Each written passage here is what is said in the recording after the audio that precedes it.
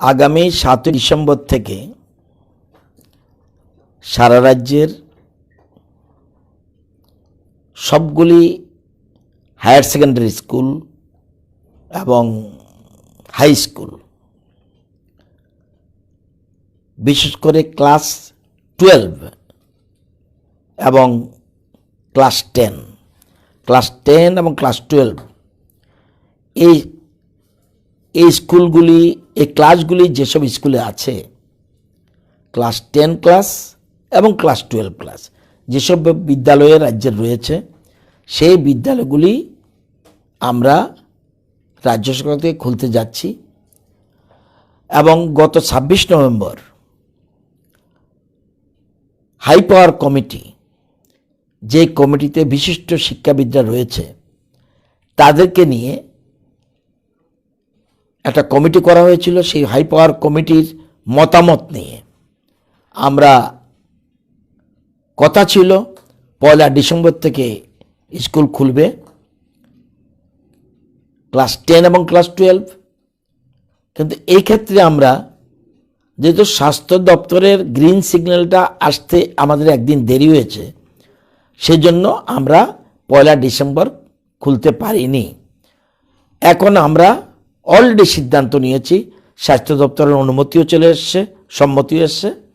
আমরা সারা রাজ্যের ক্লাস 10 এবং ক্লাস 12 স্কুল, ক্লাস 12 ক্লাস এগুলি আমরা খুলতে যাচ্ছি। 100% টিচার স্কুলে যাবে, টিচিং নন টিচিং স্টাফ যা আছে সবাই স্কুলে যাবে, এবং ক্লাস 10 এবং ক্লাস 12 ক্লাস যথারীতি হবে। সেক্ষেত্রে গার্জিয়ানের সম্মতি নিয়ে স্টুডেন্টরা আসবে, এটা আমরা সিদ্ধান্ত নিয়েছি। সাথে সাথে যত কলেজ রয়েছে এবং টেকনিক্যাল ইনস্টিটিউশন রয়েছে, সরকারি বেসরকারি যত প্রতিষ্ঠান রয়েছে, ইনস্টিটিউশন, শিক্ষা কেন্দ্র যেগুলি রয়েছে, সবগুলি 7 ডিসেম্বর থেকে আমরা খুলতে যাচ্ছি।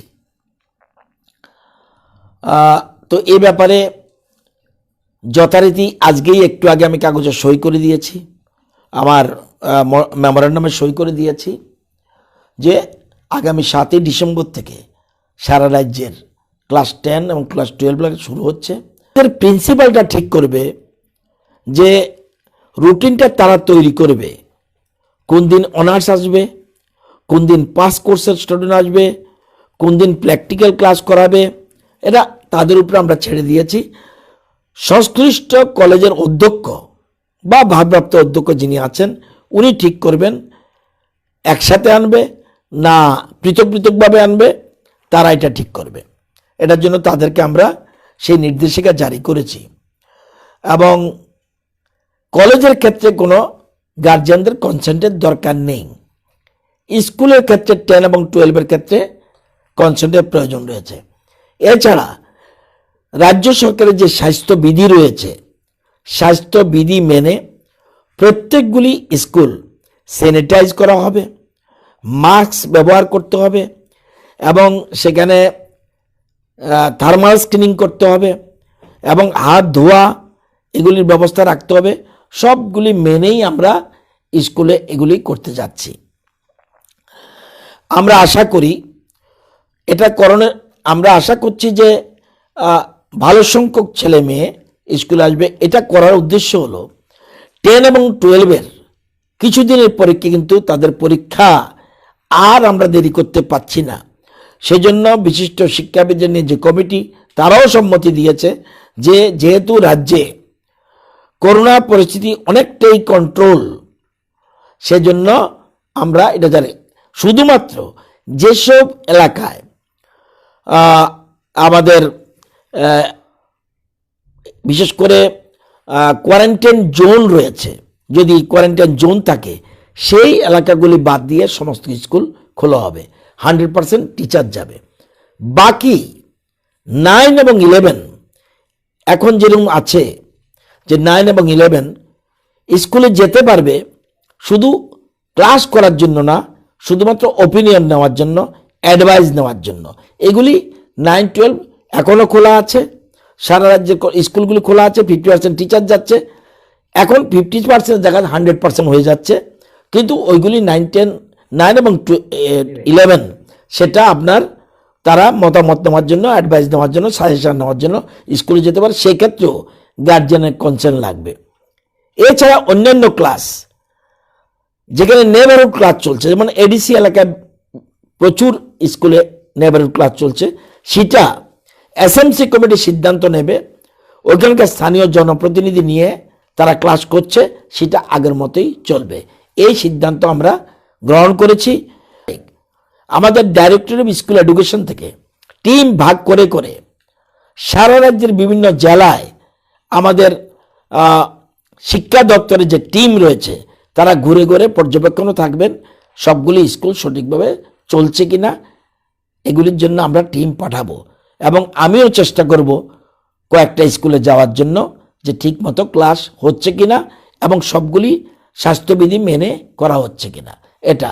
এবং অভিভাবকদের বলবো যে এখানে যে পরিস্থিতি রয়েছে, ছাত্রদের আগামী প্রজন্মের যে ছাত্ররা রয়েছে তাদের এই যে শিক্ষাবর্ষ শেষ হয়ে যাচ্ছে, যদিও আমরা অনলাইন ক্লাস করেছি, আমরা অন্যান্য ব্যবস্থা করেছি, তারপরেও ফিজিক্যাল ক্লাস যতক্ষণ পর্যন্ত না হবে, এবং অনেকগুলি আছে আপনারা জানেন যে ল্যাবরেটরি প্র্যাকটিক্যাল ক্লাস করতেই হবে, নতুবা ছেলেমেয়েরা কিচ্ছু শিখবে না।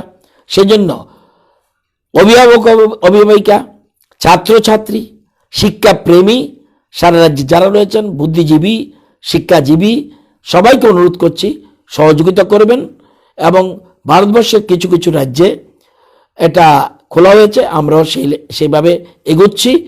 আশা করি সবাই সুস্থ থাকবে। যদি কোনো অসুবিধা হয় সেখানে পরবর্তী সময় আমরা পুনর্বিবেচনা করতে পারবো। আমাদের যে হাইপাওয়ার কমিটি আছে তারাও এই কথাই বলছে, শুরু করা দরকার, আর দেরি করা মোটেই সম্ভব নয়। সকলের সহযোগিতা আমরা কামনা করছি। হয়েছে মার্চ এপ্রিল থেকেই বন্ধ হয়ে গেছে, তো March April May June July August September October November 9 মাস পর স্কুল খোলা হচ্ছে। আমাদের ছাত্রছাত্রী, আমাদের নয়, সারা দেশ সারা পৃথিবী শিক্ষাক্ষেত্রে ব্যাপক ক্ষতি হয়েছে। আর যেন ক্ষতি না হয় সেটার জন্য আমাদের দেখা দরকার, পরীক্ষার জন্য প্রিপারেশন দরকার। সামনে পরীক্ষা আদৌ পিছবে কিনা, আমরা সিবিএসইকে ফলো করছি, তবে সিলেবাস কমিয়ে দেওয়া হয়েছে। ইম্পর্টেন্ট সিলেবাসগুলি রাখা হয়েছে, বাকিগুলি কমিয়ে দেওয়া হয়েছে। এতে ছাত্রদের একটা সুবিধা হবে।